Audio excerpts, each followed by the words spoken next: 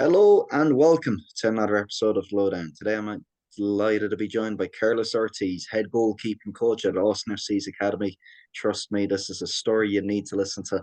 Carlos, no pressure at all, and welcome to the show. Thank you very much, Connor. Obviously, great to see you again. I feel like when we met in Austin, it was we clicked immediately. It was very nice. I felt good energy from you, and thank you for inviting me. Very happy to be here. No, not at all. I mean, it's a crazy enough story as it is, opening up the door and finding you on the other side. And what ensued was an hour and a half or 2 hours of some fantastic football chat back and forth. I mean, so it's obviously been a while in the making. You're someone I've been very eager to have on since we met during that day in August, Carlos. But you know what I want to do, and I do it at the beginning of every podcast, is bring it back to the start. I mean, I've heard your origin story now. I think it's time for you to tell the people because you grew up in an island off Colombia with 14 other siblings. So Carlos, what was your earliest football memory? Yeah, obviously, that day when we met, one of those things that we call either coincidence or just magic, destiny. It was amazing because first of all, I wasn't supposed to be there. It was supposed to be a day off for me. Second of all, you were looking for Juan, or sporting director of the academy. And therefore it just happened that I was the one who opened the door and welcomed you into our academy facilities, and therefore we just start talking about football, about soccer. So that was quite amazing by itself. And yes, regarding the beginning of everything with me, yeah, I was born in a small island in the Pacific side of Colombia called Tumaco. I'm the youngest of 14 siblings. What they call an accident, and nowadays was supposed to be was born 4.5 years after my sister, my youngest, the second youngest of my siblings, which is my sister. So yeah, my mom was already in an advanced age, and locally enough, I'm here, the story, with everything that happened, So I'm very happy. Tumaco is an island of great footballers, and yeah, all we do there is play football, play soccer. That's about it. That's pretty much it. And do you have an earliest football memory, Carlos? If I'm going to push you for one. My earliest memory was one day. I used to play basketball before anything, and one day they needed in my elementary school, they needed a player to go play soccer. It happens that I went and play, and I ended up scoring 2 goals. We ended up tying 2-2. And that day, never played soccer before. I was very young, and after that, I fell in love with the sport. Although I still kept playing basketball. Eventually, one day, I went with a friend for a tryout. Same in the island, and I wanted to be a field player, but that day, for any reason, I was wearing one of my brother's goalkeeper's jerseys, and they're like, "Oh, we need a goalkeeper. Like, you have a goalkeeper jersey, you play in goal." And I ended up playing, and they actually signed me for the team. So after that, forgot about basketball and start playing soccer. So yeah, that's probably the very first memories of me playing soccer or football. Nowadays, I don't know what to call it. It's Yeah. amazing. Obviously, we speak about at the start of the podcast opening up doors for one another. And it's a case like throughout your whole career, you've opened up a lot of doors for not only yourself, but for others as well. But, bringing it all back to the very start, I remember you were telling me an absolutely fantastic story. I believe you climbed, what was it, to the top of your house or to some mountain on the island? You were there with your youngest sister, 8 years of age. You were looking beyond the ocean, only realizing and only seeing that there was a mainland to Colombia. Yes. So it was obviously at that age and point, I was extremely ignorant, innocent, with only my imagination going at that point. And yes, I was 7 years old, about to be 8, and it was just us on top of our house, a house by the ocean, but don't think it's like a mansion or anything like that. No, it was just a house made with wood and barely hanging. And I'm going top, I'm going the roof of it, and by just watching really far on the horizon, I realized that there is much more there than I could see daily.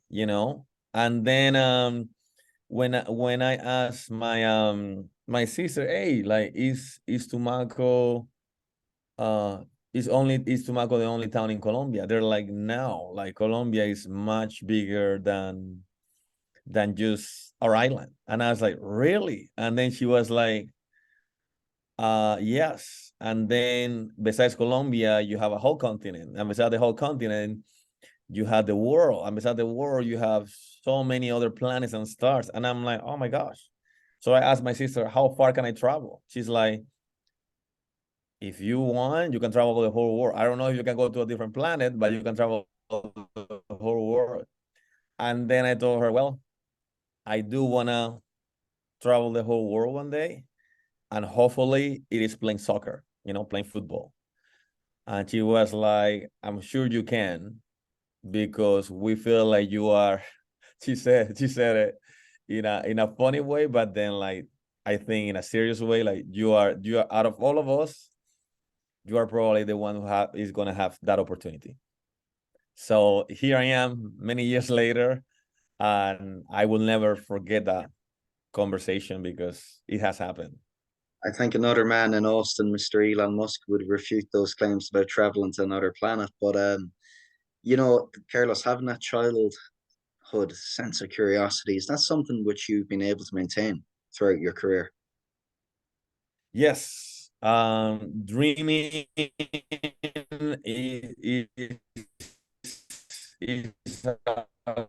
always been one of my and therefore from dreaming, obviously setting up goals and just living life in general. Like I think like everything that I have either written down or put somewhere where I can see it every day has happened, you know, or some of my thoughts overtake all my energy. It also has happened, to me. So I think like I have realized that throughout the years. I have been very lucky to to have done all the things I have done in this life. And obviously the older you get, the wiser you get, right? And I have realized how much dreaming and thinking, the power of thinking about what you really want to do, what you really want to be in life, is probably the driving force to make things happen. And have you a special term for that, Carlos? Is there something that you call it? Is that just mere visualization as a goal setting? Another of my stories. I was in Bogota with Santa Fe Football Club, soccer team. Um, I was there. I was probably 13 years old, and all of a sudden, as I was walking through the fields, there is this room, and it's a room of metaphysics. Never heard or knew anything about it, and something told me to get in that room. In that actual yeah, in that place store. I walk in, people talking about metaphysics. There's a big book about it. They gave it to me, and I was just surprised. They just gave me that book, and they're talking about the law of attraction. They're talking about the definition of not the religious side of definition, but more of like the metaphysical part of what spirit, doing things with the spirit means, right? That means being fully involved on what you're doing and doing it with not only uh, your physical force, but also like all your mental side, absolutely everything. So I was fascinated with that book. It was an older book.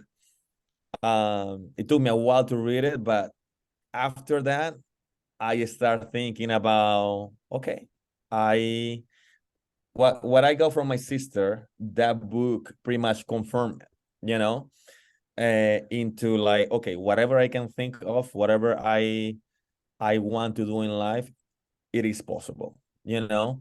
And after that, the second thing that happened was The Secret. You know, there was something called the Secret that talks about a lot about the law of attraction. And from there, I start making things happen just through my thoughts. You know, obviously, it's not a magic button, right? Where you're gonna just push it and all of a sudden everything is gonna happen. But start thinking about those things every single day, as if nothing else matters. If there is no anything on your way, and eventually, through so many obstacles, through so many different things, magically, the right people and you being in the right place at the right time, just all of a sudden happens.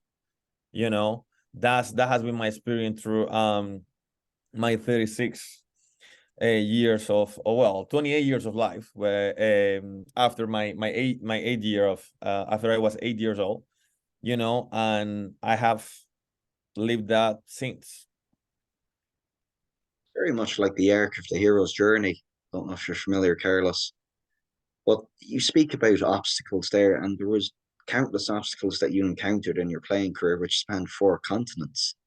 I think for everyone listening, it'd be brilliant for you to enlighten them as to how you ended up moving off the island to South Korea, of all places, as a young goalkeeper aspiring to make it in the game. Correct. So I'll start first when after making that soccer team, right? I go to Bogota to go on vacation. My brother actually tells me, "Hey, Carlos, come over here, you know, to spend summertime with me, and then there is a chance for you to train with the state team, you know, just training." My brother knew what he was doing because a week later I ended up playing with the state team, and funny enough, I had the privilege of playing against Radamel Falcao, saving a penalty against him, and doing really well during my vacation time. I ended up private school ended up signing me with a full scholarship, and then Independiente Santa Fe was there. You know, Independiente Santa Fe was there, so they signed me also.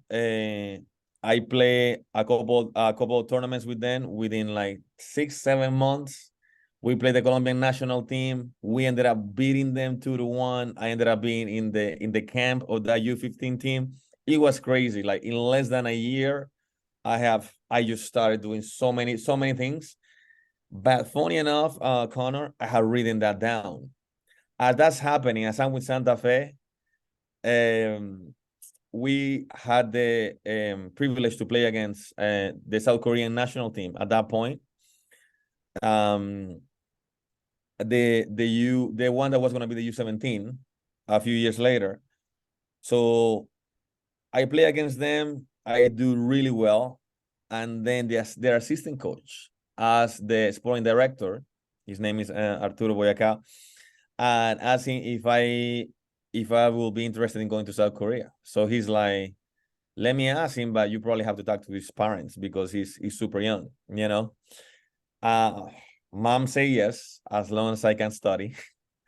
I ended up going there and being there for almost a year. Almost a year. Unfortunately, I have to come back because I promised my mom that I would study, and I didn't. I didn't learn the language. I didn't study because I was already in a professional environment, and then my mom was really big in education, you know, is really big in education. Same as my dad, even though they never went to school, all the 14 siblings have finished university. So they take pride on that. And me being the youngest and not finishing high school at that point, was a little bit of still like a goal no fulfilled just yet for them. So I came back home. When I come back, I come back to Deportivo Cali. I'm there for 2 years playing alongside players like Freddy Montero, and so many others. I had the fortune of being the captain of that team. John Kennedy Hurtado used to play for Seattle Sounders, and we won the third division tournament. When that happens, I sign a contract with a team called Chico Football Club, first team that was like promoted to the first division, but it wasn't very stable, the situation there. My mom is still putting pressure on me. Hey, your sister just finished university. What are you gonna do? So again, we come back to the metaphysics, the secret, love attraction, however you want to call it, magic, me just taking the genie out of the bottle, however you want to call it. And I tell my mom a lie that became truth. I told Mom, I'm gonna study, I'm gonna go to America, and I'm gonna study in the university, and I'm gonna play soccer. I'm gonna do both. She's like, whether you play soccer or not, I don't care. I want you to study. I was so nervous because I lied to my mom at that point. It was a lie at that point. Then I go home.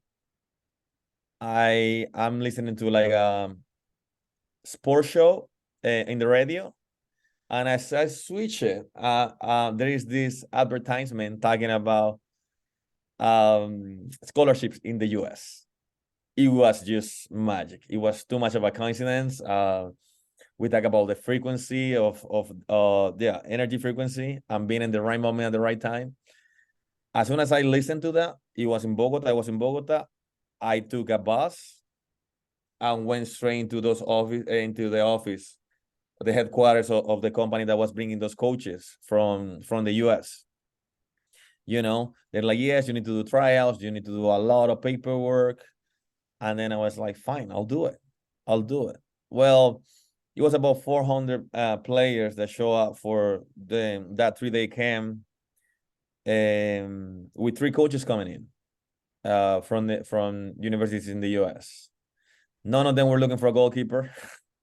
So that was like, fine, I'm gonna play the best I can, so they have no other chance than taking me as a goalkeeper. At that point, I was like, more than thinking about anything, I was thinking about my mom being disappointed. And it ended up happening where I made it to the final roster of the final 33, I guess, 3 teams. And then 2 of the coaches ended up actually offering me scholarships. One was Gerson Echeverry, the head coach at that point from Seton Hall, now RGB Toros, the USL Pro team. And then the other one was Angel Monroy, so in Grayson University, which was where I ended up going. Gerson told me, I cannot take you because you don't speak English very well, which I didn't, honestly. And then Angel told me, I can take you because we have ESL classes. He sold it to me as something horrible, because he's like, I gotta be both honest with this guy, so to make sure he doesn't get disappointed at all. And he was like, it's a small town, there's nothing else to do other than soccer and to study. I'm like, that's exactly what I need. I need to go to that place. I wasn't thinking about New York, LA, Miami, anything crazy. That's all I wanted. And then I was like, you know what? It'll be nice to play college soccer, to get my education.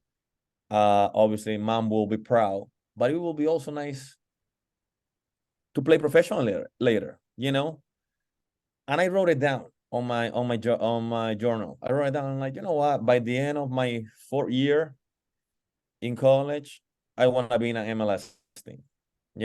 And I want to be there. I want to be in preseason. This is what I wanted to happen. I forgot about the journal. honestly, when I moved houses from college.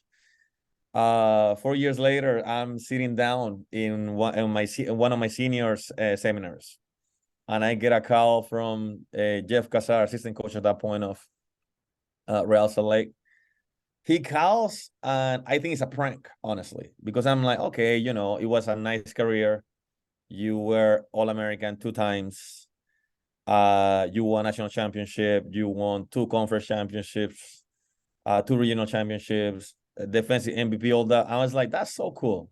But I'm like, you know what? If this is the end of it, I feel good.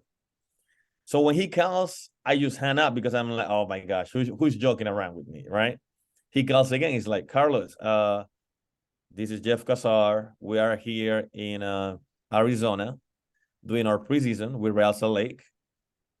I want to know if you want to come because we saw your videos. We've been following you, and we would love for you to be here training with us. I couldn't believe it. I went crazy. I went crazy. As I'm packing, all my professors were very supportive of Graceland. As I'm packing up, it ended up happening that I found my journal with the date where I wrote that down, Connor. I could not believe it. I started crying. I started crying because I was like, what is this about? Because all this I had been doing it in the most I won't say random, but like just like organic way, possible. But it just kept happening, right? It just kept happening. And so there I go to train with Salt Lake. Tim Melia was training then, also is now the goalkeeper for Sporting Kansas City. I had an international passport, obviously, and it was hard for me to make it. Nick Rimando just won the MVP of the final. They beat LA Galaxy in the finals, actually, at that point. And I didn't make the team, but I got the chance to go to Costa Rica to play in first division. And I was like, oh my gosh, I'm actually a professional soccer player after all these 4 years of college and everything else, getting 2 different careers, like physical education and psychology. And here we are. So then as all this happens, and I'm in Costa Rica, I got there. I was the number 3, and I'm like, man, it'll be nice to play one day, to make my debut, I feel like again, just calling things and asking for things. Like 3 or 4 weeks later, the second goalkeeper goes to the U17 national team, young guy, Danny Alvarado, goes with the national team. The number 1 goalkeeper gets that is last name Sequeira, gets injured, something happens, he get hurt, and I walk in and I ended up playing. I made my debut. We won that game. And because I was officially like the number 3 goalkeeper, it was going to be really hard for me to play, especially if everybody was healthy. But then that game helped me to be called by a different team, and be also like the number 2 option, So there I go. The head coach one day called me and he's like, Carlos, like this is happening, like, you hear the number 3, I think you had a level to play. And a coach, Marvin Solano, he won a few championships already in Costa Rica. He wants you to be part of their squad. So I'm like, sure, thank you so much for your honesty. There I go. I go there, number 2, second game that I'm there, and the goalkeeper, the second goalkeeper, gets a red card. I go in, and I was the player of the week that week, Then we go into a good streak of games and getting points and winning, and I'm moving up in the table. And then, but before that happens, before I move to the next team, I was like, you know what? I just want to play probably at least 5 or 6 games in front of 50,000 people. I'm not asking for anything else.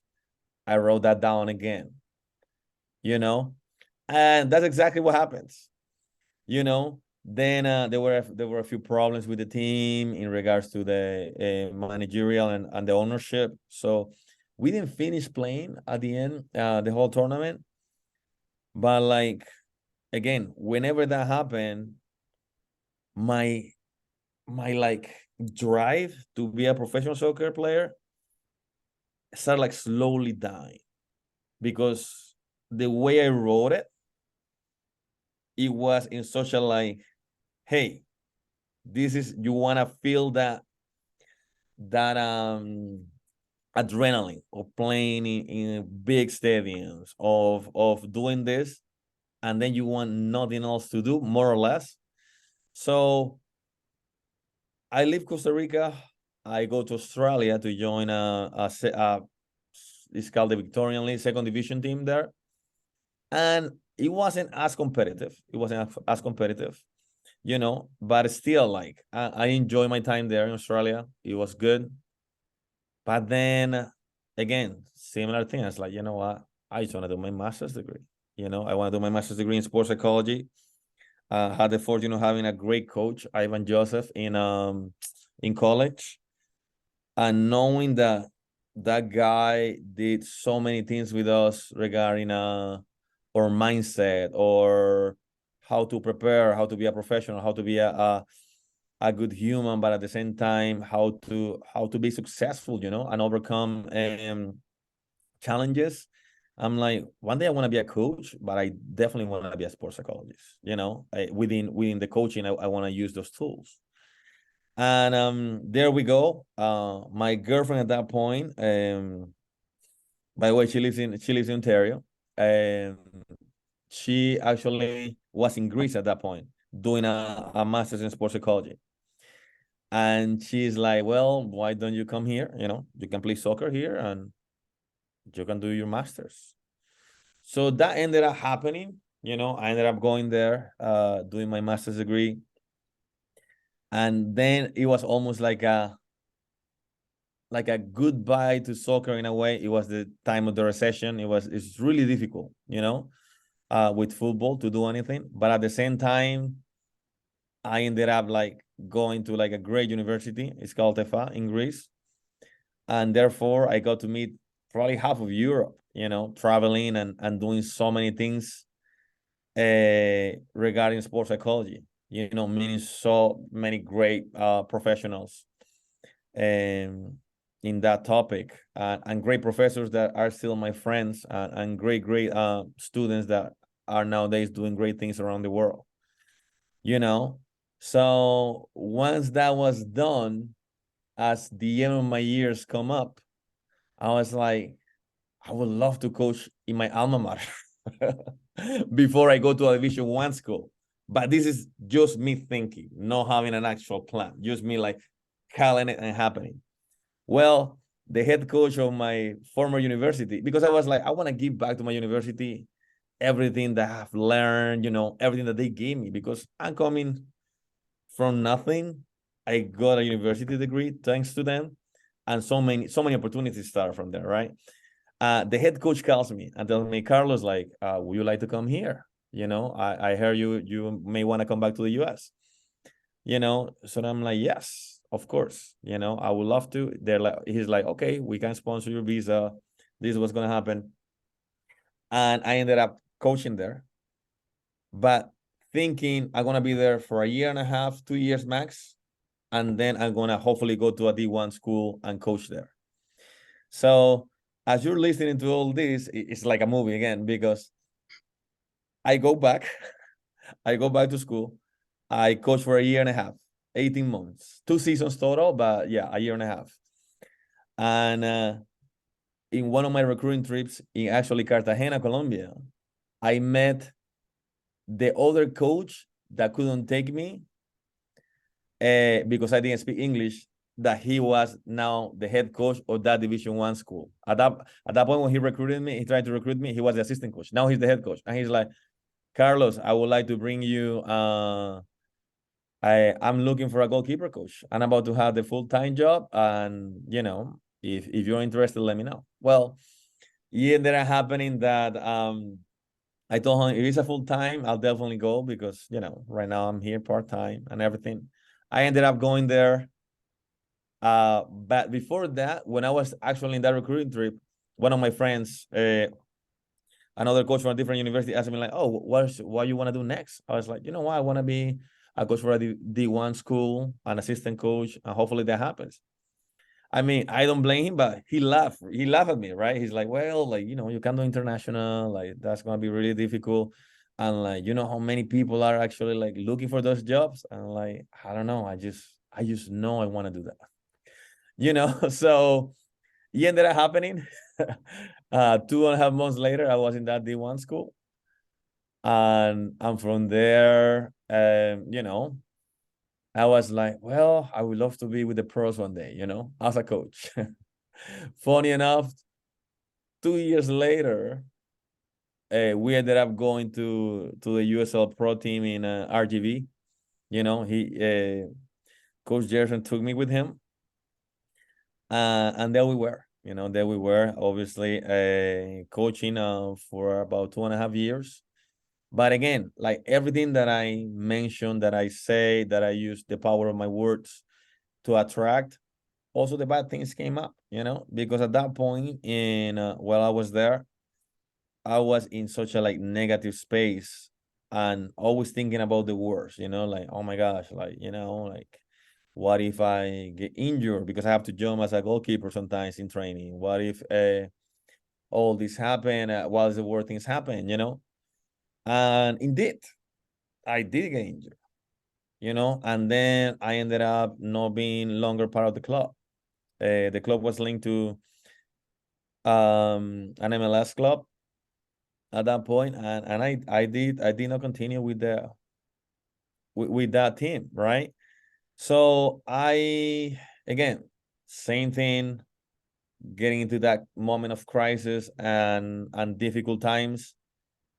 I go back to what I knew best, right? I was like, you know what? I want to be part of an MLS team as a coach, doing what I like one day. And I really wanna be in a place that has everything well put together for me to learn as much as I can and absorb the best knowledge possible from the best people possible.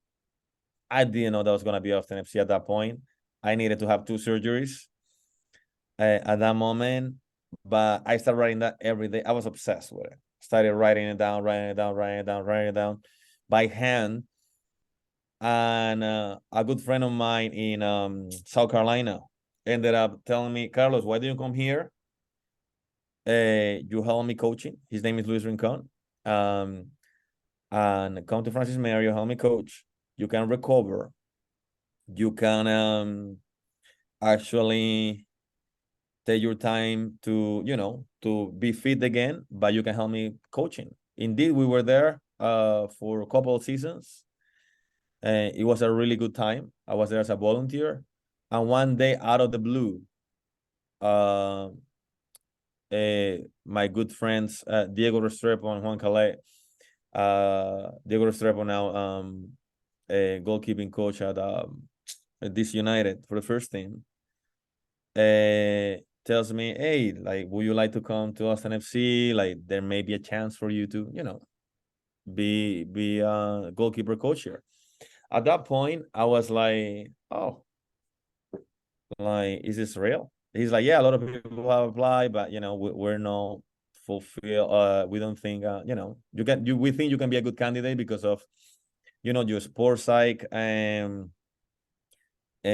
background and your experience with the USL, your experience with college, and so on. And me being involved with academy and RGV. So I was like, man, you know what? I'll give it a try. Let's see what happens. I came to Austin for several interviews, to do also some goalkeeping training, and obviously with the support of Diego. And after a few interviews. It ended up happening. You know, they Tyson offered me the job, and here I am.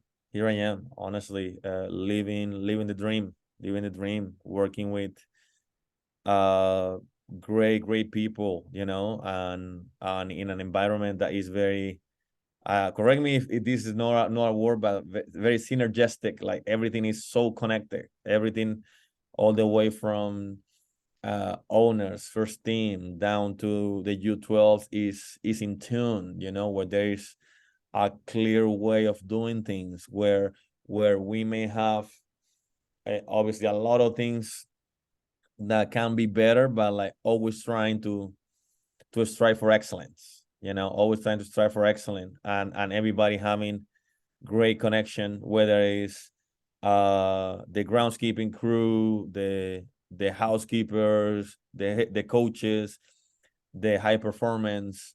Everybody has something to do with everybody in the daily basis. So that's great, and here I am now. I won't tell you what my next goals are because because I had them in the back of my head. You know, I had them written down, but maybe in a different opportunity we can come back to those. Absolutely fantastic. And yeah, thank you for sharing so much, Carlos, because there's a lot there to get through, and I've so many follow-up questions. But if we're to get right back to the start once again, I mean, you spoke about journaling and the importance of setting goals and storytelling within that. I mean, upon reflection back then, what was the one thing that you say that ensured you remained in the game, that you kept getting these opportunities, not only kept getting these opportunities, but kept taking them as well? Honestly, my I never thought of being away from soccer at any moment, whether it was I was a player or whether I was going to be a coach. I never thought of just being out of it. So every goal that I set, everything that I wrote in my journal at that moment regarding to my goals had to do with specifically with what I love the most. With what I love the most. And again, I didn't know how I was gonna get there. I had no idea. I had no idea. But I knew it was gonna happen. I knew it was gonna happen. Well, going back to it, Connor, when I met our founding director Juan Delgado before I even met him. You know, my good friend Brett Otley, actually, which we were assistant coaches together in RGV. He gave me this book of tactical periodization, where Coach Juan Delgado is a co-author, and I'm like, man, this guy. I started reading about him. I'm like, I would love to work for this guy one day. I just said it. I didn't write it down or anything. I'm like, this guy seems to have like his things like well put together. He knows what's going on. He knows what periodization is. He knows what obviously having a method and the way of teaching the game. I was like, I didn't know. I didn't know this was even possible. You know, and funny enough, whenever I come to Austin FC, he's a sporting director of the academy. You know, so that was another like something else that just like blew my mind. You know, like I couldn't believe it. And you know what rings true this conversation, Carlos, is that you have a high degree of self-awareness. You know, you speak about being obsessed, and you do exhibit a lot of those obsessive personality traits. But that was matched. You matched action with being highly accountable of yourself. I mean, when you were setting these goals, did you have short, did you have medium, did you have long-term goals? Because for me, it seems you've been employed in football your whole life. You've been working as a footballer, you've been a goalkeeper, you've been a coach, you've been a goalkeeping coach. Someday soon, I hope, and I think you hope too, you aspire to be a sports psychologist. So is it a case of, do you love football, or do you love using football as a tool to help others? And that's I think the real message behind everything, empowering people. And I found that, I mean, every year, when together with my wife, we have these keywords, that we are like, okay, this is the keyword of the year for you, this is the keyword of the year for me. And empowerment to me has always been the word, making sure I inspire others to do great things and to believe in themselves, more importantly.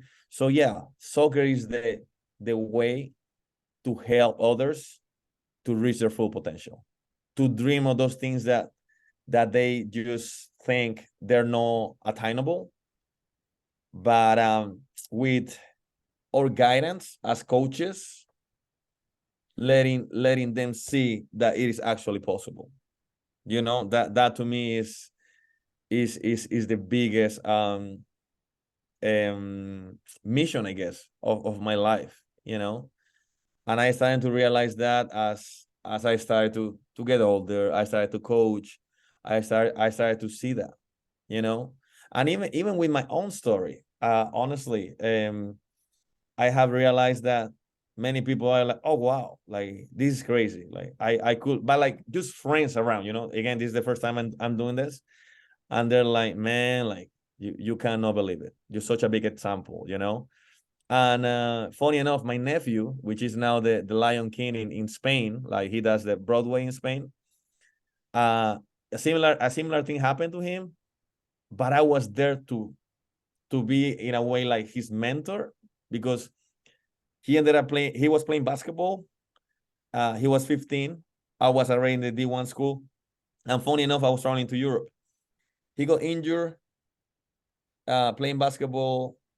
He got some complications with his surgery and everything. I went to see him. And as that happens, I'm like, okay, do you really want to keep playing basketball? Like, we have a really like heart-to-heart conversation in the hospital. He's like, honestly, uncle, I don't like school. Basketball, I think, like, because I'm tall, like I felt like almost obligated to play. But my true dream is being acting and dancing. So I'm like, oh, we're talking about you want to be more of a theater, person. And he's like, yes. So I'm like, well, write it down. I told him that day, write it down right now, in this moment, now that you're in this you're touching the bottom of you're in a really tough situation, like write it down, and eventually it's gonna happen. You're gonna do your therapy, you're gonna do everything. So he actually did it. Then he tells me, oh, I got cast a few almost a year and a half later, I got cast for Madagascar, but I didn't get it. They told me that I didn't have any experience. And I'm like, I'm sure something bigger will come, and he's like, yeah, I'm just so sad. So this point, I'm like, I'm sure something bigger will come, And I thought, this is me, I told him, like, maybe the Lion King, you never know. Funny enough, a year and a half later, so 3 years later total, he's like, uncle, I say that the screenshot of that message because he's like, uncle, I'm crying. You won't believe it, because now I'm gonna be the main character of the Lion King. And I couldn't believe it either. I'm like, oh wow, this is real. This is actually if more people knew about this, I'm sure we'll probably have many more people like achieving and doing great things in life. So that to me it was something like, oh my goodness, like whether you want to like really like accept it and being like really fully aware of what the power of words can do for yourself and for others, like how powerful that can be, whether I wanted to accept it or not. So that was something like, that was an eye-opening for me, and then I realized I started actually writing down. I'm like, well, soccer is no, my end goal is actually the way for me to help so many people, so many people around. And I hope, Connor, I can keep doing that. You know, I can keep doing that in many different ways. Again, I have so many goals, but like, you know, I think everything that I would love to do is just at the end of the day to help people and inspire others. You know. Something else when you see that force working in your favor, but it's an almighty other power, isn't it, Carlos? When you see that working for other people in your tutelage. But the law of attraction, if that's what we're going to call it, if that's the name we're going to give it. I mean, for the people listening to this podcast, Carlos, that may be unfamiliar with it, where can they begin? What's the smallest possible step they can take today? Ah, I'll tell you first. First of all, we have obviously so many thoughts in our heads every day. Nowadays, there are so many distractions or inspirations, depends how we want to see it, with the amount of screen time that we spend every day. Um, but at the end of the day, I think is in order to make it tangible or to start making it tangible is more about writing it down somewhere, you know, somewhere where you can see it every day. Like, and from then, or nowadays there's so much technology, I actually just listen to it. You know, I put my own voice in it. I said it. I do the affirmation of it. I said it with a specific tone, you know, and from then on, just be present whenever you're listening to it, whenever you're reading it, you know, whenever you see that specific symbol in a corner of your house that is gonna remind you of that goal, you know, that you're trying to achieve, or that dream that you're trying to attract, you know.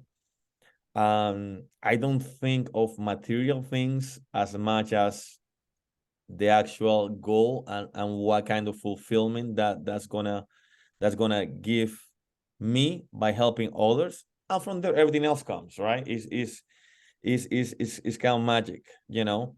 But like, I will tell people in general to think about what kind of impact you're gonna leave in the world, and from there, with their expertise or whatever they want to become, whatever they want to do in life, how can they help and inspire others? Speak of empowering and inspiring others, there's one individual I like to bring up. I've had the very good pleasure of meeting him in person this summer, and he's been on this podcast, Mr. Juan Delgado. You've an even better pleasure of working with him on a daily basis. You know, you speak about that word synergy.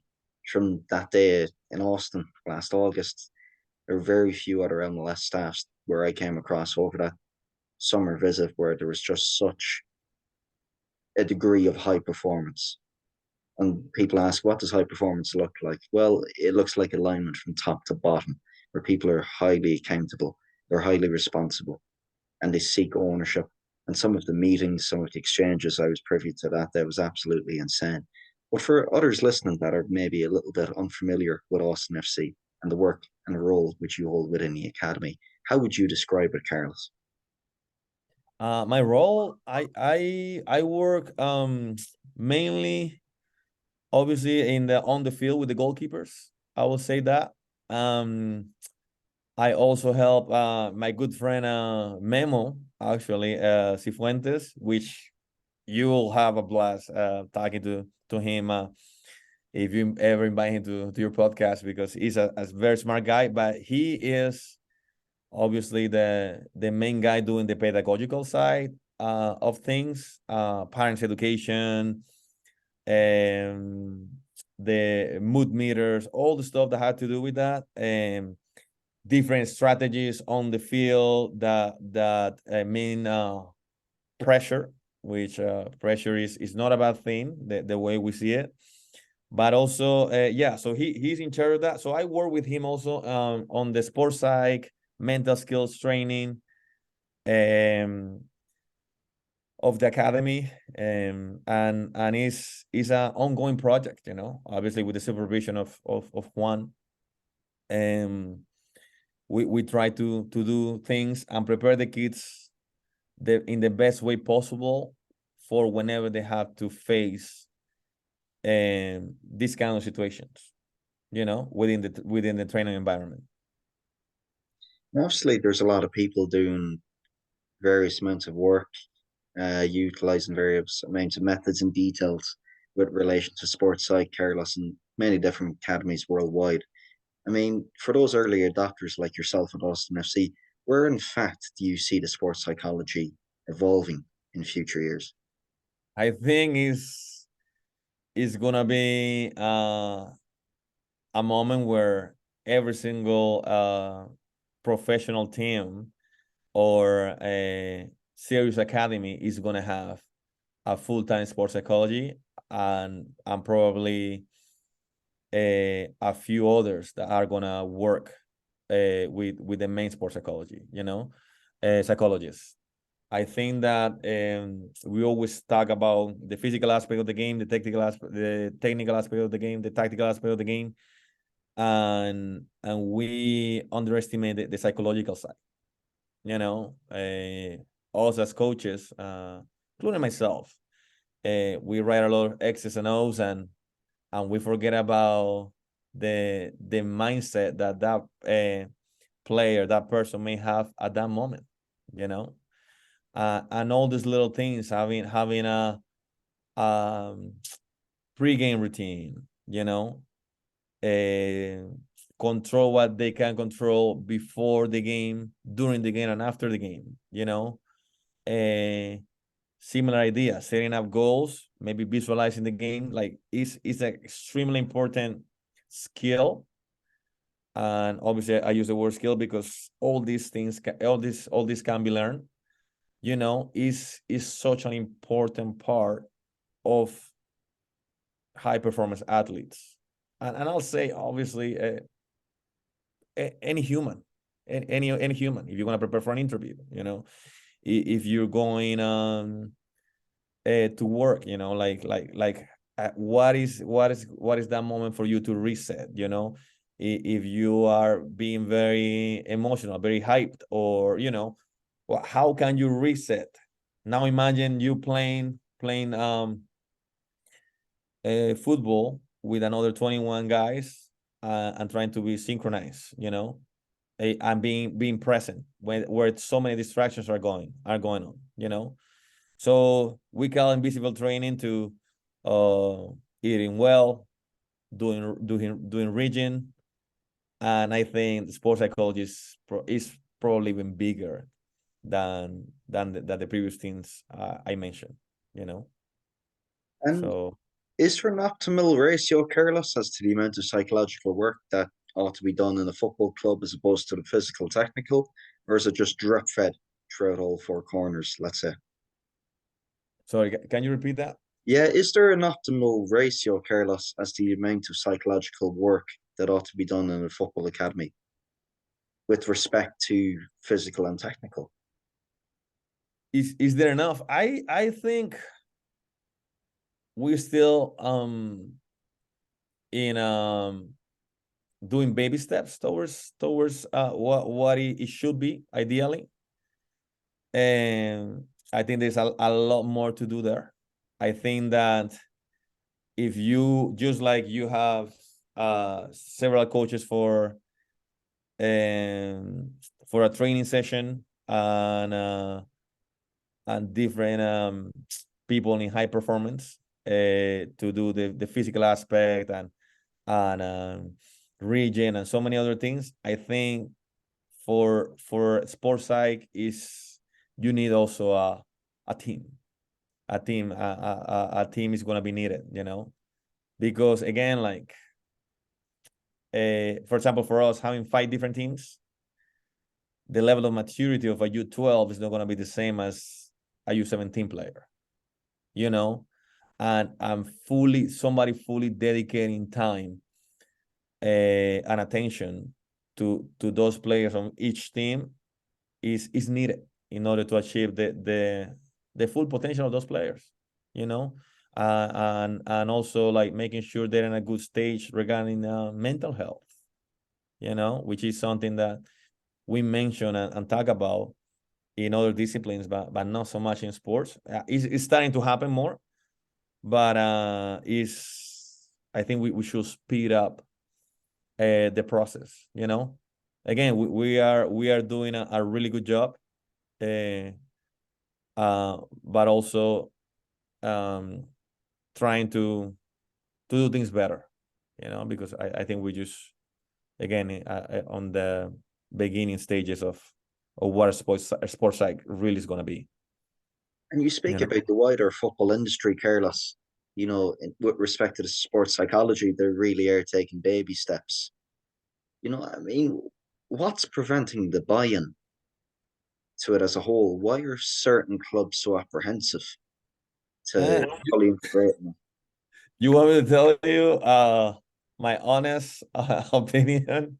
How I think that it's very difficult when, as a coach, when you see somebody else that is not part of your actual staff talking to your players.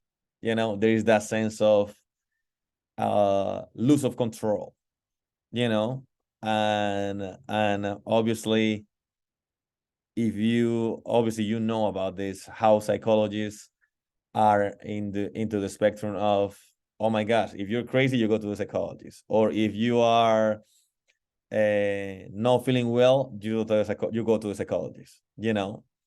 And obviously that can be the case, but in our industry, it's more about uh, giving the players, the person, tools to maximize their full potential at all times and under the most stressful moments they can ever face and still be successful.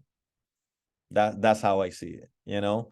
But I think we're slowly start opening up, you know. Like there are some coaches that start to accept and understand what the actual role for a sports psychology is. And also, obviously, to the sports psychologists out there, understanding also that there's a boundary, right, on into what is there to what is their actual role, and what is crossing the line as well, you know, because that cases like that has happened also, you know. It's just finding that balance is key. And learning and growth has been such a huge part of your journey today, Carlos.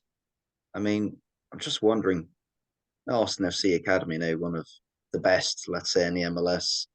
You know, you're at the peak of your career. You've enjoyed such a wonderful career in the game of football. What are you most curious about now? In my case, honestly, I am very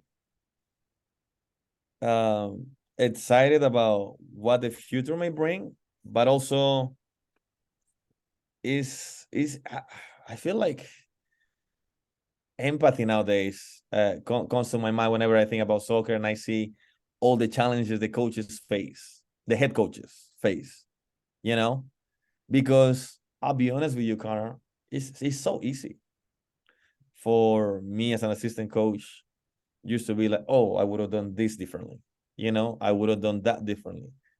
But me never being in their shoes and not knowing all the different pressure that they may be facing, uh, all the things that are in their heads, you know, and getting to know the different how many decisions they have to make within a day, you know, how much planning goes through everything, and coordinating with all the different departments, you know, with the high performance, with the directors, with the goalkeeper coach himself, with the high performance department. Is amazing, you know. It's amazing. I've been working closely with the academy coaches, and admiration comes to my mind, and is that's the feeling that, you know, I have for them, because first of all, they're great coaches, but also they're great at taking big decisions, the best decisions for the players and also for the club, you know. So one day, I mean, to me, that's, again, within soccer, within the sport, that's something I would love experience, you know. I would love to experience. To me, that's very magical, having to deal with so many egos, to so many different departments, and still make the best decisions for everyone, you know. And still go, I have a family, and I have your kids, I have all the problems you may be facing, you know. And the reason why I'm telling you this, Connor, is because before I was very curious about teaching in a university environment. I had a chance to do this past summer in UT. I taught a summer class. It's called Strategy and Sports Organization. And I'm like, I don't think this is boring, but this is far too easy. That's what I thought, you know? And then I was like, what am I curious about? The question you asked me. And then I started thinking about, oh my gosh, like Javi Cano, like guys are so well prepared, and they have to deal with so many things in a day. And I'm like, oh my goodness, this is amazing. This is amazing because they don't realize how great of a contribution they do into the world, and obviously to organization daily.